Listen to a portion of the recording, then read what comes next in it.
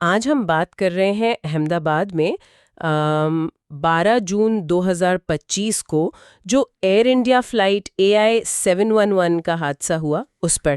جی وہ بہت ہی افسوسناک واقعہ تھا۔ بالکل، ہمارے پاس جو معلومات ہے وہ مختلف نیوز رپورٹ سے ہیں، کچھ عینی شاہدین کے بیانات بھی ہیں، تو کوشش کریں گے کہ سمجھیں کہ کیا ہوا، اس کے نتائج کیا تھے اور اس سے کیا سبق ملتا ہے۔ جی، ایک گہرائی میں جائزہ لیتے ہیں اس کا۔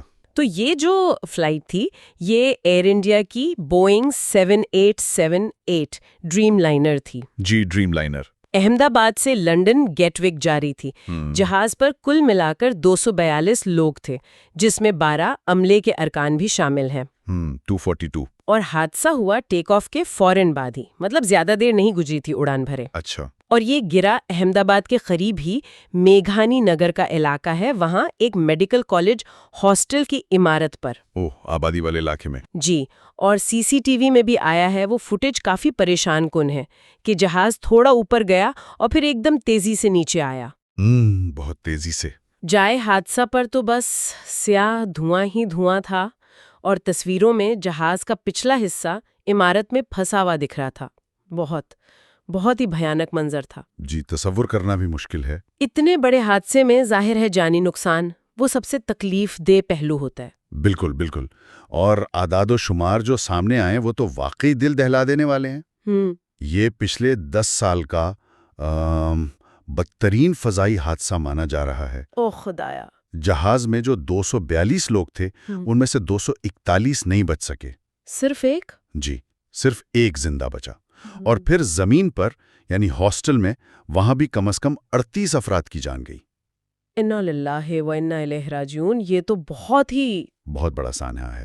وہ جو واحد بچ جانے والے مسافر ہیں وشواس رمیش ان کا نام ہے۔ اچھا۔ 40 سال کے ہیں، برطانوی شہری، سیٹ 11A پر تھے۔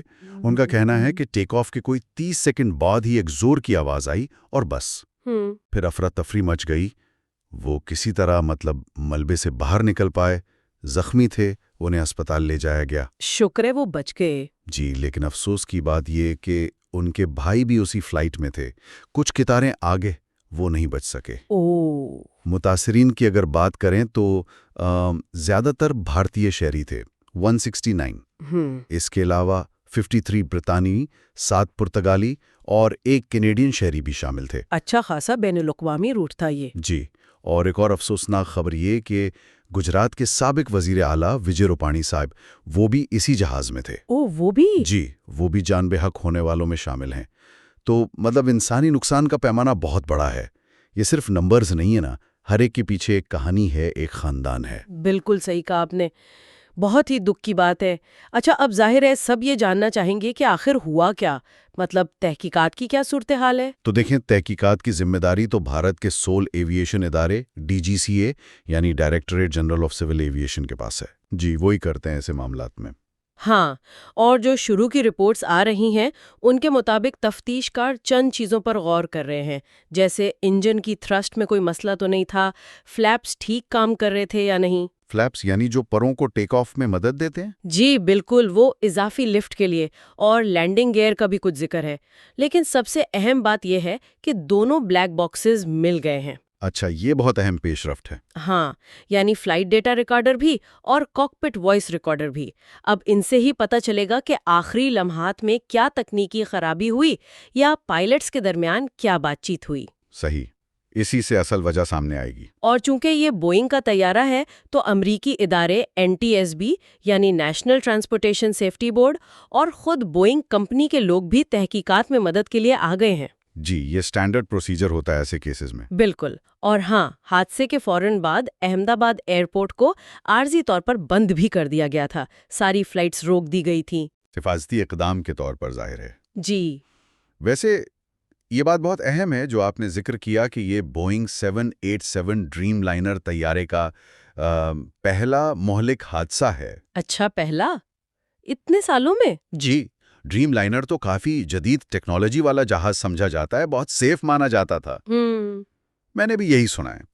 تو اس حادثے نے لازمی طور پر اس کی سیفٹی پر اور مجموعی طور پر جو ہوائی سفر کے معیار ہیں ان پر بہت سنجیدہ سوالات کھڑے کر دیے ہیں۔ یہ تو ہے۔ حکومتی سطح پر بھی ظاہر ہے شدید رد عمل آیا ہے۔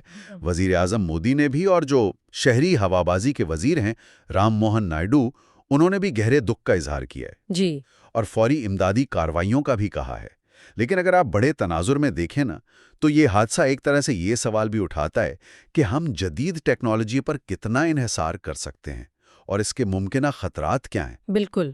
آخر میں اگر سوچیں تو یہی بات ذہن میں آتی ہے کہ ایک ایسا طیارہ جسے اسٹیٹ آف دی آرٹ سمجھا جاتا تھا، ڈریم لائنر، جی، اس کا پہلا جان لیوا حادثہ ہو گیا۔